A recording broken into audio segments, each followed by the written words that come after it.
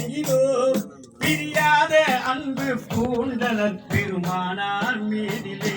நபி பெருமானார் மீதிலே இறையோனின் உண்மை தூதராம் முகம்மதானவர் இவ்வுலகை விட்டு சென்றதை அறிந்தார்களே பிலால் அதனாலே உள்ளம் உடைந்து மிக்க வேதனையதாய் இரு கண்களும் கண்ணீர் கசிந்து கலங்கினார் பிலால் தெருவெல்லாம் தீர்ந்தார் பித்தன் போல மதினாவிலே சதா தெருவெல்லாம் தீர்ந்தார் பித்தன் போல மதினாவிலே சதா தேவானே கண்ட சூழே என்று மயங்கியே பிலால் பெரும் பிழையே செய்த பாவியானே என்று சொல்லியே அழுதழுதே சோகம்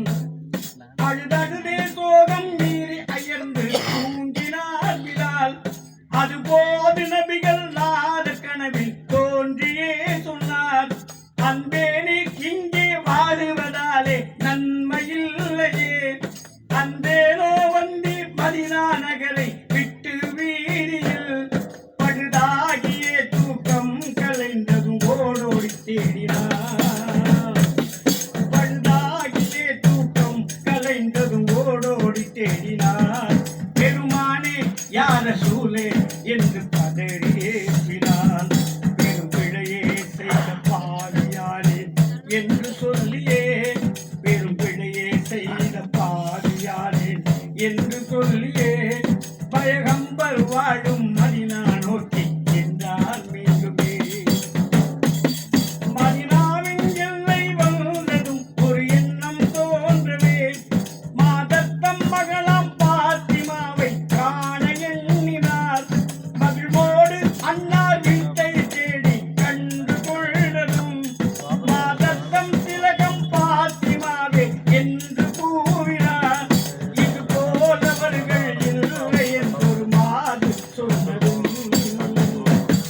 இது போலவர்கள் இல்லை என்றொரு மாது சொன்னதும் எப்போது இங்கே வருவார் என்று ஆவலாய் கேட்டார் அவர் எப்போதுமே வரவே மாட்டார் நபியை காணவே அவர் எப்போதுமே வரவே மாட்டார் நபியை காணவே இன்பம் நிறைந்த சொர்க்க பயணம் ஏகினார் என்றார் இடி வீழ்ந்ததைப் போல் கலங்கி நிற்கும் வேளையில் இரு கண்களாம் ஹசன் ஹுசைன் விளையாடி வந்தனர் இல்லத்தின் முன் பிலாலை கண்டு இரக்கம் கூட்டனர் இத்தனை நாளாய் நீ எங்கே சென்று என்று கேட்டனர் வடி மீது எங்கள் பாட்டனாற்றின் தாயும் மௌத்தானார் மடி மீது எங்கள் பாட்டனாற்றின் தாயும் மௌத்தானார் அன்பே நீரும் எம்மை விட்டு எங்கேதான் சென்றீர்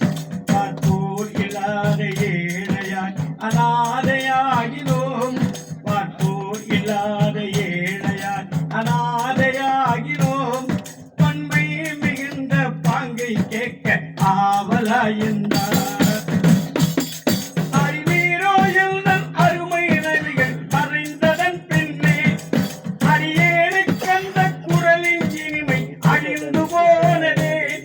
ஆனாலும் அருமை ஹசன் ஹுசைனார் பாங்கு கேட்கவே அன்போடு இணைந்த ஹசரத் பிலால் பாங்கு சொல்லவே இறந்தாரே மதினா வாசிகள் அதை போல பொங்கியே